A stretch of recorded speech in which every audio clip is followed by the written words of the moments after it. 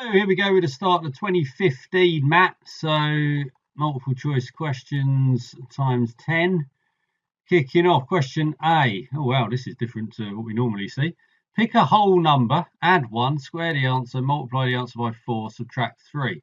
Which of the following statements are true regardless of the starting number? Right, okay, so we're picking a whole number, adding 1, squaring it, multiplying the answer by 4 and subtracting 3. So we've got that. The final answer is odd. Well, it's definitely going to be odd because we've got an even number, we're taking 3 off. So we can say that's going to be right. 1 more than a multiple of 3. 1 more than a multiple of 8, not prime. Not 1 less than a multiple of 3. I reckon just try some numbers. What happens if we put 1 in then? So if x is equal to 1, we're going to get 2 squared is 4 times 4 is 16 minus 3 is 13. So if we've got 13, the final answer is not prime, right? So it's not that one. Final answer is 1 more than a multiple of 8, so it's not that one. 1 more than a multiple of 3, well it is. Final answer is not 1 less. Not 1 less than the multiple of 3, which is, that's true. Okay, let's try another one then. Let's see if we can rule out any more. X is 2. So we're going to get 9 times 4 is 36 minus 3 is 33. Right, that's dealing with things to do with 3 then, isn't it? 1 more than a multiple of 3, so it's not that one. The final answer is not 1 less than a multiple of 3, so it still could be that one. Oh, well, there's got to be at least 2 options, and we've ruled out 3 of them. So it's got to be 1 and 5, which is E. Okay, a bit of a weird start, that one. They've never done a question like that before. Right, B, let f of x be this thing there, where a is a real number, n is a positive whole number, and n is greater than or equal to 2. Y equals f of x and y equals f dash of x are plotted on the same axis. The number of intersections will be what? Always odd, always even, various other things depending on a and n. So we've got the x plus a to the n is equal to, differentiate it, nx plus a to the n minus 1. So we've got these things being the same. N can't be, n's greater than or equal to 2, right? But anyway, we've got an option of saying that x equals minus a. That's one thing. Then if it's not that, well, let's divide through by x plus a to the n minus 1, because that will leave us with x plus a equals n. So x equals n minus a. So we've got these 2 options. So what are they? The number of intersections, right? The number of intersections, well, will always be even then, wouldn't it? Because we've always got 2 answers. The a is a real number, n is a positive whole number. So yeah, we're not going to be able to get these things to be the same as each other because n can't be 0. So we always end up having 2 solutions. Right, okay. So that was B. Another strange question. They've certainly changed things around here. Which of the following are true for all real values of x? All arguments are in radians. Right, so we've got various sines and cos things going on here. So sine pi by 2 plus x is cos pi by 2 minus x. Well, that's clearly not true because if x was 0, then loads of other options, so that's not true. Then we've got some quadratic here in sine, essentially, which we can solve in a minute. Then we've got this various transformations, and then we've got the last one, sine x, which we're following is true for all of these. So, well, it can't be the last one, because if you had x was pi by 4, you'd have a half for that. So that's not true. So, well, that just leaves C, doesn't it? It just leaves 2 and 3 as the only options. It can't be that one. It can't be that one. It can't be that one. It can't be that one. So there we go. It's C. Yeah, that feels a little unsatisfactory as a way of going about it. But I suppose we could have. I'm going to have a look at these middle ones just out of a matter of interest, just to see where we end up with. So let's go with 2 plus 2 sine x. And then we'll have a 1 minus sine squared, so a minus 1 plus sine squared x greater than or equal to 0. So we've got sine squared x plus 2 sine x plus 1 greater than or equal to 0. So, well, that's going to work because we've got sine x plus 1 squared greater than or equal to 0. So that's a big tick in the box for there. And then we've got this one here of these sine and cosine graphs. So let's do a transformation on these then. Sine x plus 3 pi by 2. So we're moving it 3/4 of the way to the left of a cycle. So that means we're going to get the bottom of it being here, aren't we? So we'll end up getting that for this one on the left hand side. And then for cos, we're going to be moving half a side. Well, we're reflecting, but I mean the way that cos works, it doesn't really matter which way we're going, but we're reflecting and then moving it half a cycle. So yeah, we're going to end up in exactly the same place. So we're doing that for cos. So yeah, that comes out of a tick as well, but it was just easy to see that it's not 1 and 4. So I suppose good for an exam. They've continued, and they've certainly changed their approach this year, haven't they? Let f of x equal that and g of x equal that. Which of the following statements is true about various ways of then dealing with those functions? Right, okay, well, let's work out what they are then. So f of x, the integral of that, so that's going to be t cubed over 3, and then we stick a 1 in and a 0, but the 0 isn't going to matter, so we're just going to get oh, we got an x squared, don't we? So we got an x squared over 3. So f of x equals x squared over 3. And then g of x is going to be t cubed over 3, x cubed over 3. Okay. So what are we doing? G, F, F, G, F, G, G, F.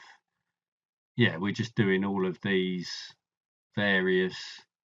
Oh, and they're doing it with A's. Okay, A's is just changing from, that's putting the X's to A's, so that doesn't really matter. They've just, that's a bit of a curveball on that. Anyway, let's do these other way around then. So G, F of X, G, F of X, that's our F of X, and then we stick it into G. So we're going to be cubing this and then dividing by 3. So we're going to have x to the 6 over 3 to the 4. And then for fg of x, we're going to be squaring this. So x to the 6 over 3 squared and then divided by 3. So 3 cubed. So we got those. So we know then that we've got, let a be greater than 0. Okay, but it doesn't really matter because we've got an x to the 6 on the top of each one.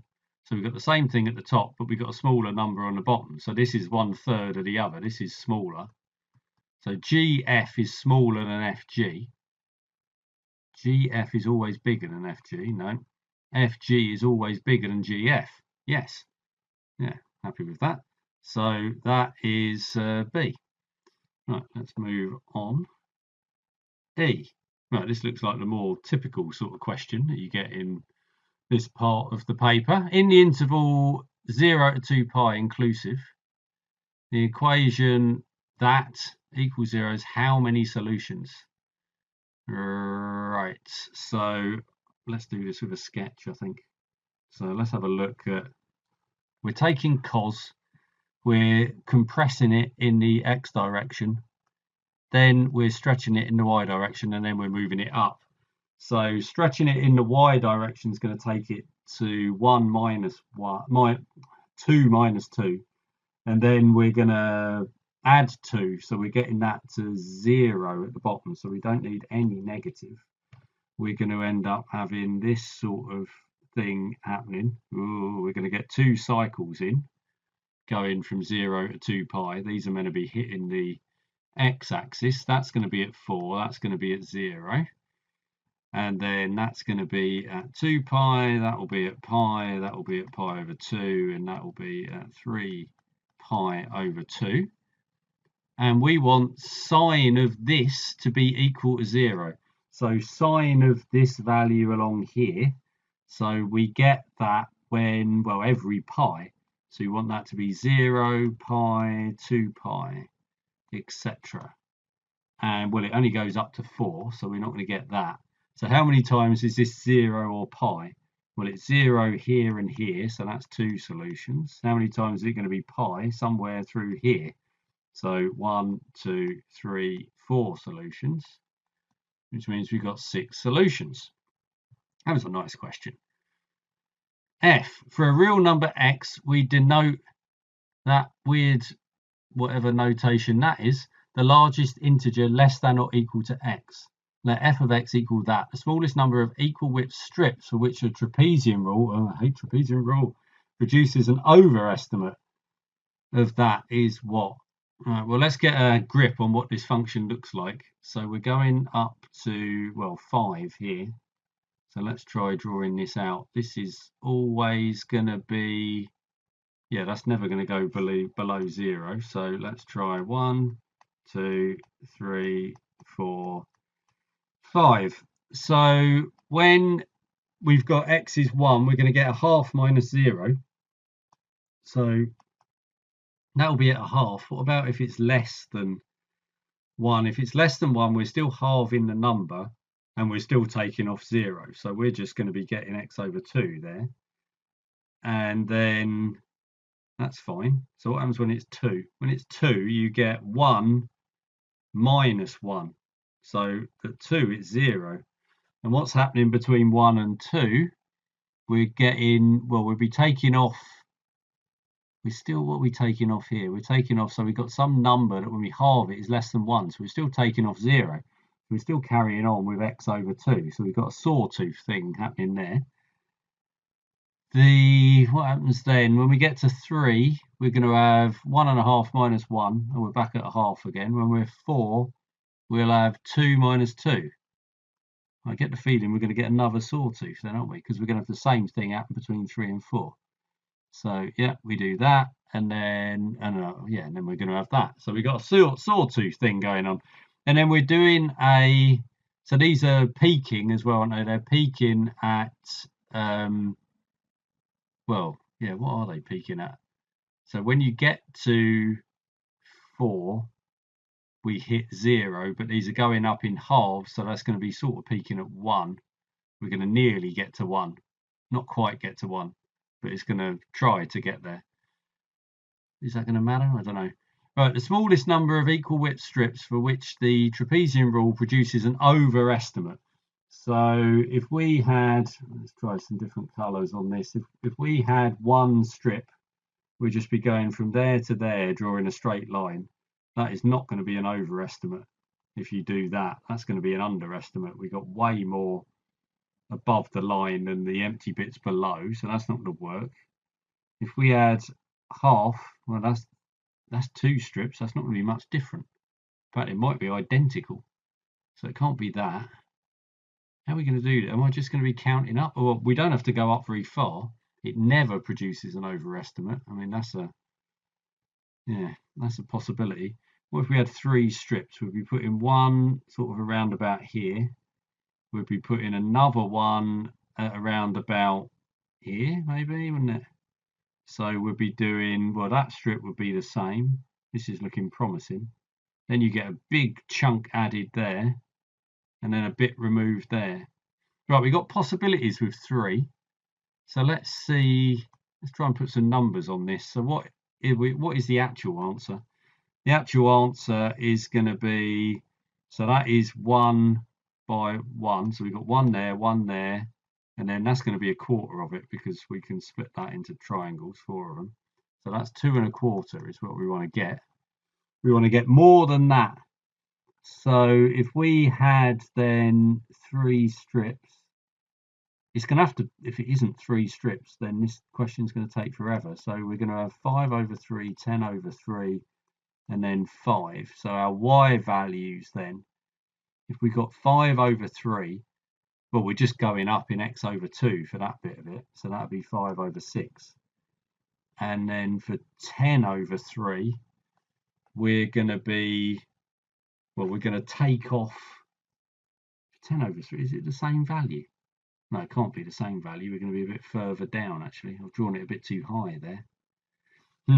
Anyway, for 10 over 3, so we're going to get 5 over 3 for that bit, and then we're going to take off. So if we've got 5 over 3, we take off 1, don't we, for that? So we're going to get 2 over 3 for that one. And then for the last one, we'll have then 2.5 minus 2. So we just got a half. Right, so now let's put this into trapezium rule then. So for the first one, well, they're all going to be 5 over 3 times something, because that's the width. And then we're going to be doing the, well, we're adding them up and halving them, aren't we? So we're going to have 5 over 6, so 5 over 12. And actually, this is going to help if I put them all over 6, isn't it? So 4 over 6, 3 over 6, and we'll all have a common factor denominator on them. So that will then be what we got, 9 over 12. And then we're going to have 5 over 3, and then we're going to have 7 over 12. So all of that is over 36, which is, well, they've all got 5s in. And then we've got 7 plus 9 is 16 plus 5. So we've got 5 times 21, which is 105 over 36. So that's nearly 3, which is just a little bit less than 3. So that's more than that. So that is an overestimate. That was a horrible question, but there you go. We got the right answer in the end. Oh my word. The graph of cos squared x equals cos squared y is sketched in which one of these?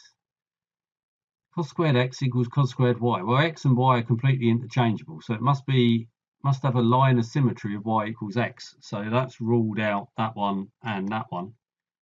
You have to have exactly the same in the x and y directions, which these other ones do. They're also all going through the origin. So let's pick some numbers. Right, what is definitely different about these? Right, this one goes through pi, and these two don't. So if we had that x was pi, so when x is pi, then we're going to get that cos squared of pi. What are we going to have for answers this then? So we're going to end up getting that y would have to be 0 or pi or 2 pi. So we're going to have that, that, and that. So that certainly works. It doesn't work here, does it? Because, I mean, this is giving us, if we got pi, then we're getting minus 1 squared gives us 1, which is the same as then saying cos squared of 0. So we definitely want it to go through that point, and it doesn't in B or D. So that's ruled those out. It is just going to be this one then, isn't it? Yeah, this has got all manner of weird stuff going on in this one down the bottom. I'd love to know what this is. This is one strange looking graph. But anyway, it's come out as C fairly quickly, just looking at that pi value, which is the one that's obvious to go for. They've, drawn an actual definite coordinate point there. We haven't got any definite coordinate points on the other graphs, so that seems to be the way to go. How many distinct solutions does this thing have? Right, so we can say, well, let's get rid of the log. So we've got x squared plus 2 all squared is equal to 4 minus 5x squared minus 6x cubed. So x to the 4 plus 4x squared plus 4 is 4 minus 5x squared minus 6x cubed. Get rid of those. X to the 4 is then, oh well, we haven't even got any x's in it, plus 6x cubed plus 9x squared is equal to 0. So x squared plus 6x plus 9 is equal to 0. So x squared, and this is what, x plus 3x plus 3, x plus 3 squared. So we've got how many distinct solutions? Well, we've got x is equal to 0, x is equal to minus 3. So 2 solutions. Right, that's good. I suppose I should have put my equals 0 there. I. Into how many regions is the plane divided when the following equations are graphed, not considering the axes? Right, this is interesting as well. X cubed, x to the 4 x to the 5. Right, this is going to get really fiddly between 0 and 1. Well, minus 1, 1 and... Okay, that's where it's all going to be going on, isn't it? So let's try and zoom in then on that region. And maybe stretch it a bit in the x direction, because these are going to get a bit messy, I would imagine. So let's start with the flattest one. I mean, we know they're all going to go through here. They're all going to go through 1, 1. So that's something. Now the x5 is going to be, let's really exaggerate this off that way. And then we'll have the same over this side, doing that. Now, let's draw a different colour then. Let's go back to blue. So for x to the 4, it's not going to be quite as... Actually, I'm going to want to extend that. Well, let's draw in x4 first. So that's also going to go through there, but not as much so. Oh no, I'm doing x4. So it's going that way. And it's also, but it is also going to go through there. So it's going to be doing something like that. Okay, let's go back to the red one and extend through there and up there. And I've got this rather annoying blue bit that I can get rid of. And then let's try a green for x cubed. So for x cubed, it's going through here and it's going through there, but it's going to be much more like that and much more like that. So how many different regions? Let's go back to red. So I've got 1 region there, 2 regions there, 3 regions, 4 regions, 5 regions, 6 regions, 7 regions, 8 regions, 9 regions. Is that right? I've missed that. I've counted this one twice. I've counted this one twice. Yes. So I don't want that one. So have I got... It's annoying with the axes. Let's get rid of the axes. I'll get rid of that line and that line. If I can get rid of it. And have I now marked everything on? So it's... That one is certainly covering everything round from there to there.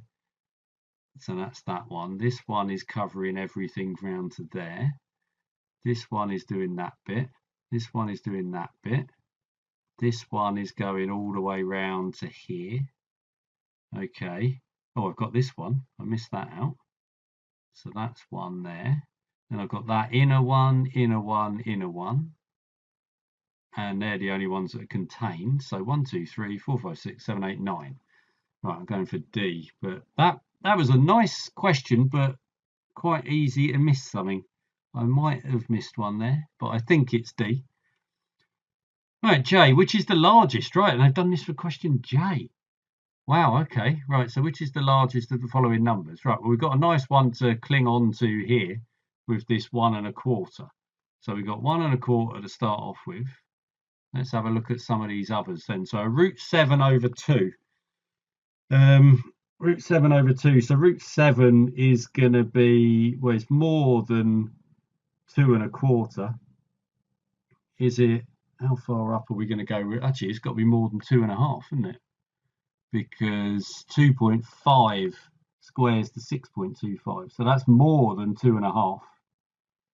And then if we halve it, it's going to end up being more than 1 1/4. So it's not going to be B then. So we've got something coming out here which is bigger than that. Then we've got, oh, that C looks horrible. So I'll come back to C later on. Right, root 6. Root 6 is, well, it's a little bit less than 2 1/2. So we've got 1 plus, say, 2 1/2. Yeah, that one's going to be a hard one to call, isn't it? So is there going to be a better way of comparing these? Well, we know they're greater than 1, so we could square and compare, maybe. Is that going to be a better way of doing it? Oh no, actually, this is going to be right. So 6, yeah, actually, this is fine. So root 6 is less than 2.5. So 1 plus root 6 is less than 3.5. So then when we divide by 3, 1 plus root 6 divided by 3 is going to be less than 1 1/6. So that's not going to be the case because that's less than A. So, okay, so we got rid of that one and that one. D, log to base 2 of 30. So 2, 4, 8, 16, 32 would be 5. So that's less than 5. So we got a little bit less than 5. Log base 3 of 85 is going to be greater than 4. So it must be less than B then. So, and B is less than A, so it's not going to be that one. And now we've got this horrible thing. Okay. Right, well, let's sort of slog through. Let's slog, yeah, I don't know. So root 2, root 3, root 4 is 2, root 5, root 6, root 7, root 8, root 9 is 3, root 10. So that's what we got on the top. On the bottom, we've got 3 times 2 times 3 times 4 times 5 times 6. Okay, so we can get rid of that 2, we can get rid of that 3. So that's a starter. Can we make anything out of these ones at the top? So root 2, root 5, root 10 is root 100. So that is 10. So we could certainly get rid of that. So that one, and that one, and call it a 10. Then what else have we got? We've got, well, we can take some of that out the bottom. We can get rid of that and make it a 2 to get rid of that. So we've now got root 3, root 6, root 7, root 8 over 36. Okay, so we've got that. And then what else are we going to have on this then? We've got a, well, root 8 is 2 root 2. So let's get rid of that, 2 root 2. And then root 3, root 6 is root 18, which is 3 root 2. So get rid of that and make that a 3 root 2, which means we've got 3 times 2 times 2 is 12. So get rid of that and have 3. So we got root 7 over 3, which is less than root 7 over 2. So root 7 over 2 comes out champion as that. I do like those largest number questions. That's a bit of a weird one for them to put on J. Usually J is, you know, it's like the killer question when you get the multiple choice ones. But that seemed like a relatively quick bunch in 15. They mixed up the style of question though, so I suppose it might catch people out of having a little bit less prep for some of those. But J was a slightly easier one if you like that sort of thing. I was fun but fine. H was easy. C came out fine. Okay, F was annoying. E I really liked. That one was fine. D. This one was really quick if you didn't bother doing all the work for C. I mean, we put in extra effort there in order to work that out. So I think all in all, that was a friendly-ish bunch, I would say, for 2015 as a starter. We'll see how long it carries on like that.